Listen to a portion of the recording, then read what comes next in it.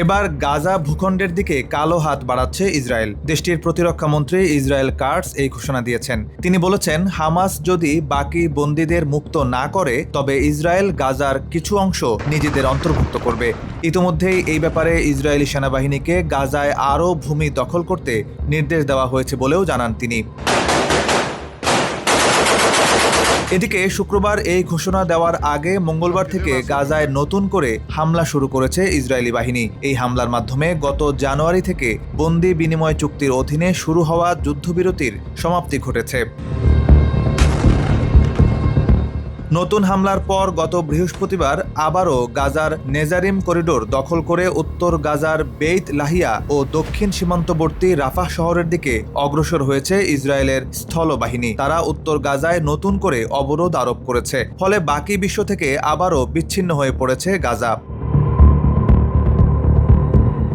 ইসরায়েলের প্রতিরক্ষা মন্ত্রী কাটস বলেন, আমি সেনাবাহিনীকে গাজায় আরও ভূমি দখল করার নির্দেশ দিয়েছি। হামাস যত বেশি সময় ধরে বন্দীদের আটকে রাখবে তত বেশি ভূমি হারাবে এবং সেসব ভূমি ইসরায়েলের দখলে চলে যাবে।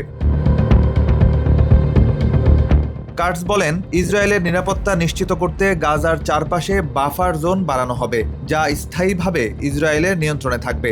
এ সময় তিনি বলেন, হামাসের উপর চাপ বাড়াতে বিমান, নৌ ও স্থল অভিযান জোরদার করা হবে এবং প্রয়োজনে ডোনাল্ড ট্রাম্পের পরিকল্পনা অনুযায়ী গাজাকে পর্যটন কেন্দ্র হিসেবে গড়ে তোলার উদ্যোগ নেওয়া হবে।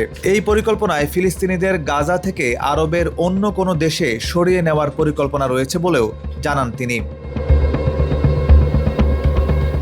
ইসরায়েল ইতিমধ্যে গাজায় খাদ্য, জ্বালানি ও মানবিক সহায়তা প্রবাহ বন্ধ করে দিয়েছে। শুক্রবার জাতিসংঘের শরণার্থী সংস্থা UNRWA জানিয়েছে, গাজায় সরবরাহ করা খাদ্য মাত্র 6 দিনের মধ্যেই শেষ হয়ে যাবে। সংস্থাটির একজন কর্মকর্তা জানান, গাজায় খাবারের পরিমাণ কমিয়ে দেওয়া হলে আরও কিছুদিন হয়তো চালিয়ে নেওয়া সম্ভব, তবে এখন তারা শুধুমাত্র দিনের হিসাব করছেন, সপ্তাহের নয়।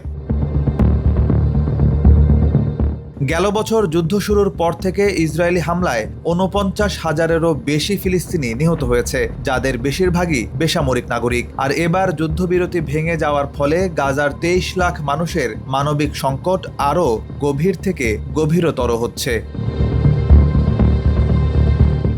সাইফ বিন আইয়ুব, সময়ের আলো।